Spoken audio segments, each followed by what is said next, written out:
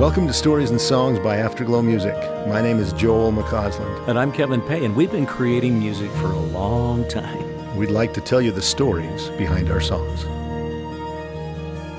Joel, tonight we want to do one of my very favorites. And there is so much history behind this. And there is an incredible opportunity that we had to go and record this in London. The auctioneer held up an old violin, and surveying the crowd, he asked with a grin, "What am I bid for the old violin?" And he held it up with the bow. $1 or $2, and who'll make it $3? Perhaps it has. This no just speaks to so many people. said he. So tell me a little bit more and tell the audience a little bit more about what this song has meant to you and how it came to be. And So this one that we want to do tonight is The Touch of the Master's Hand. And, in preparation for sitting down together tonight, I had a little bit of time this afternoon, and I sat down and started thinking about everything in my own life and experience that sort of led to this. Where did it come from for me? And I don't want to take too long with this, but let me maybe set the scene a little bit. Please do. As we get into this. yes. So there's this old poem, and I guess that even now many people have heard this poem. I heard it in church, probably sacrament meeting, and I heard it more than once when I was a kid. And I was thinking today that I assume everybody's heard this before, and yet I can't remember the last time I heard it referenced in church. So, I think I heard it at a Golden Green Ball once. maybe so. And we're old enough now that maybe it's just our era that like this poem. But I heard the poem, and I thought, wow, what a powerful message. Really kind of sunk deep. And I wasn't writing songs then. I was probably 12 years old when I heard it. And I thought to myself, that is so powerful. That's such a great... And I remembered it. And yet, when it came time for me to consider writing this song, and which was 12 or 15 years later, I'm not sure exactly when I wrote it, but when I wanted to sit down to write it, this was before Google and the internet and searches, I couldn't find a copy of the poem. And I remembered the poem, but I never memorized it. There were certain phrases that I had remembered, and I thought, wow, that's such a great message. And I sat down to write this song, and then I started getting nervous or worried about it because I was like, I'm going to write a song based on a poem, and I don't have the poem, and I know I can't remember it. And so I kind of, at the end, just sort of threw caution to the winds and said, I'm just going to write what I remember. I think I know the story well enough. I'm going to sit down and do that. And so I did, and I liked the way the song turned out, and it became something that I felt even more passionate about once I'd turned it into a song. But there's some backstory that's kind of interesting with this, too. So I thought I should ask permission. Right? Because it wasn't my work that started this. And I couldn't find anybody to ask permission of. And it literally took years to figure all this out. But I did find at one point after, and I hesitate to admit this, after we had recorded the album, I did find out that there was a lady by the name of Myra Brooks Welch, a poet from the 1920s who had written the poem. And when she died, she gave it to her church, the Church of the Brethren in Iowa. And they held the copyright for a number of years. I think it's public domain now. But at the time, the Church of the Brethren owned it. So I'm feeling a little bit guilty about it. And I wrote them a letter, sent them a snail mail letter and said, loved this poem since I was a kid, got inspired to write a song about it, and we've recorded the song. And I'm hoping you're not upset about that. And tell us what we need to do. And weeks later, I get a response back that said, sounds like you're doing good things. Glad it can be used, kind of a thing. And we didn't have to worry about, And as it turns out, there wouldn't have been a whole lot to violate because I didn't have almost any of the words right. My lyrics were very different than the poem, but the story was the same. And that was kind of a powerful thing to see. I don't know whether you remember this or not, but there was a preacher who had a program by the name of Afterglow. It was It was a radio program. Yeah, syndicated in the South mostly, Syndicated right? in the South. Yeah. And somehow we got connected. He reached out, but he talked about specifically this song as it pertained to playing it on the radio for his congregation. And there were some other Afterglow songs that he did as well. So it was like Afterglow radio from a preacher-style version, but he was appreciative of that particular message as well and how this came to be so that he could promote it moving forward.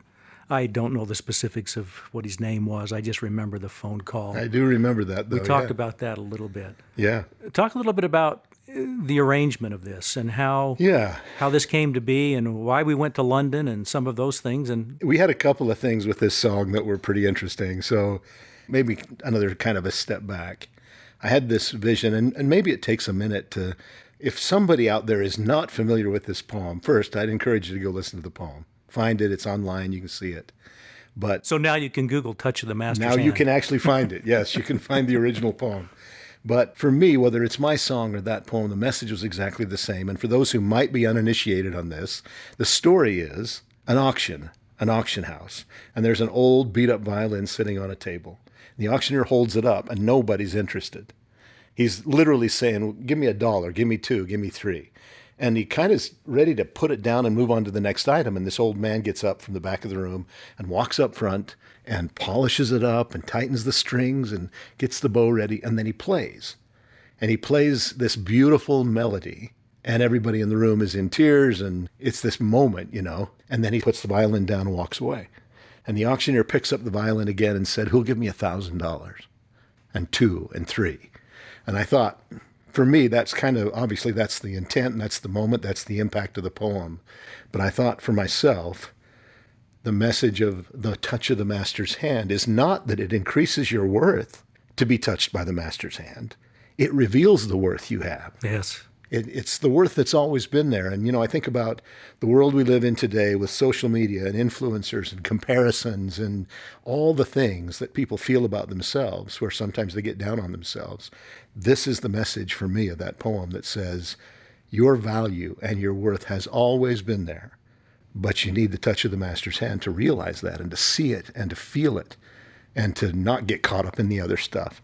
So that message, I hope, if people haven't heard the poem, they get that, they understand that.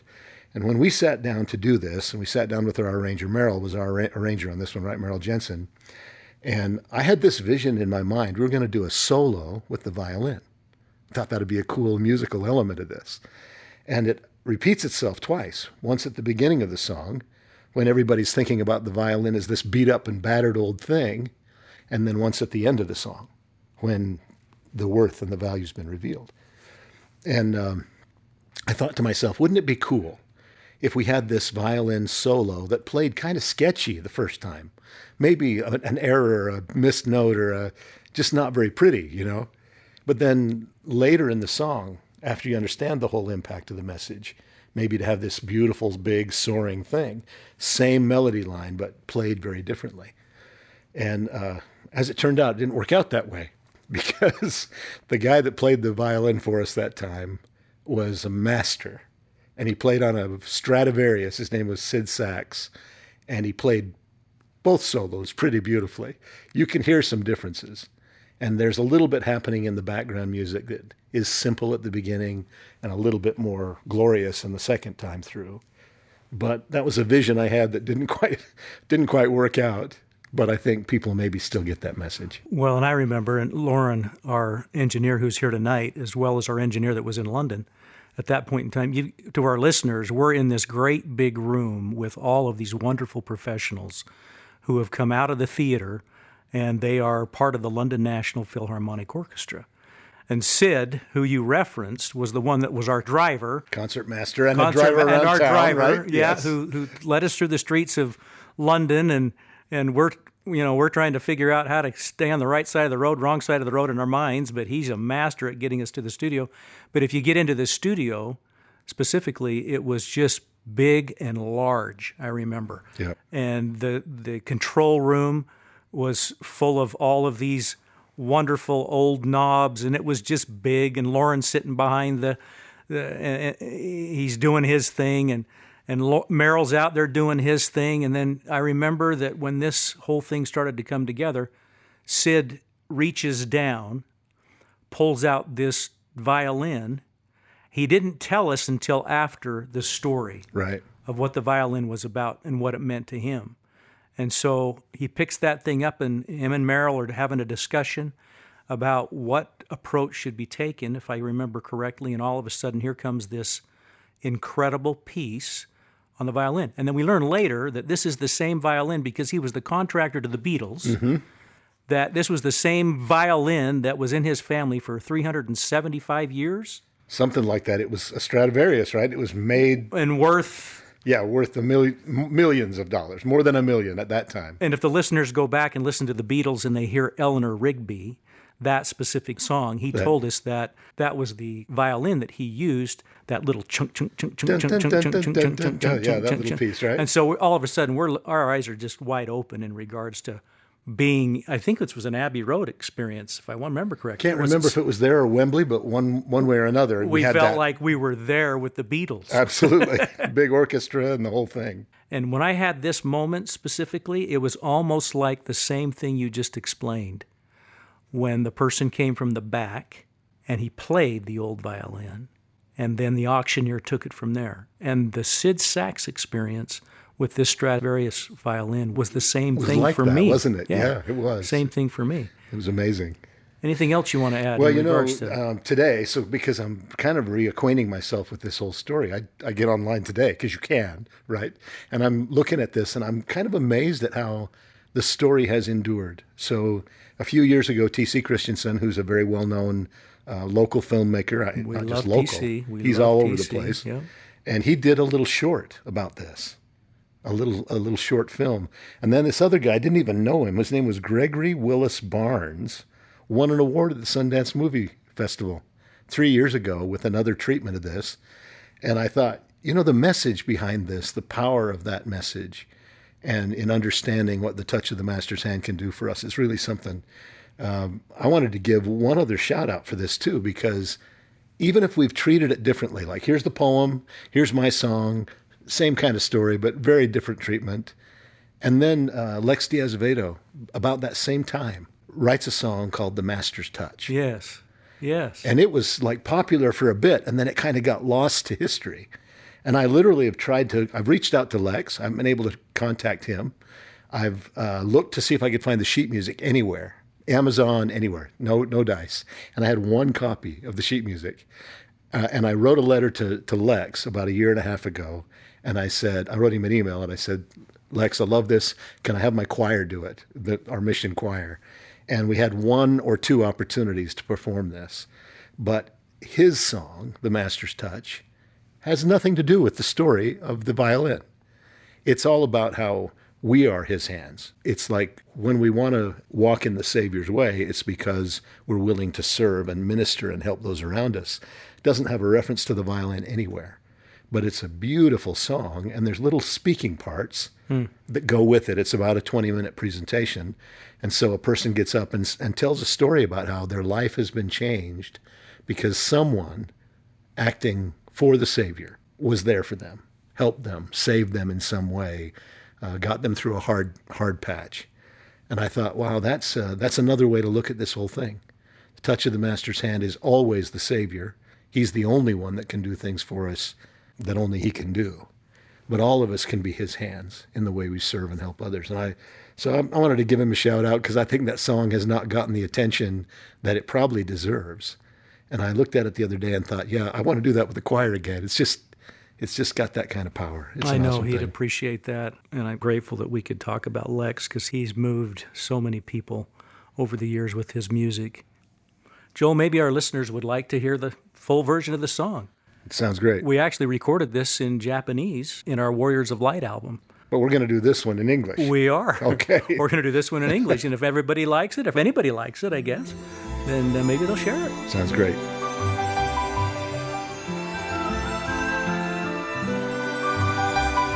The auctioneer held up an old violin, and surveying the crowd, he asked with a grin, "What am I bid for the old violin?" And he held it up with the bow.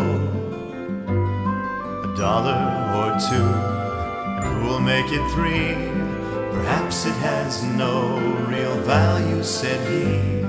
But what am I bid for the old violin? And he held it up with the bow.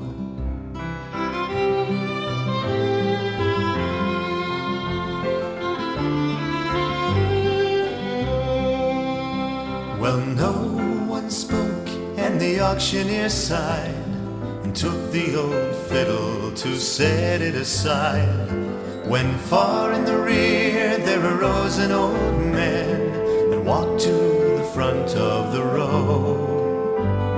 He lovingly brushed the dust from its face and tightened the strings, put the bow in its place, then drawing the bow with a move sure and slow, the old man began to play.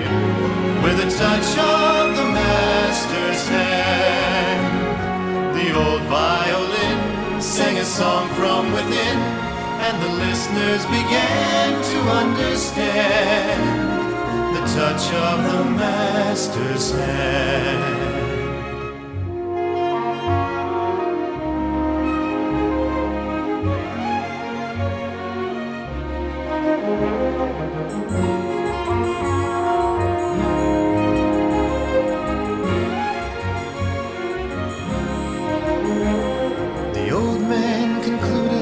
Shuffled away, and the auctioneer looked where the violin lay. Then raising it up, he turned to the crowd with a voice that was humble and low. Who'll start the bidding? 1,000, said he. 2,000 once, and who'll give me 3? 3,000 going and 3,000 gone, he whispered, then turned away.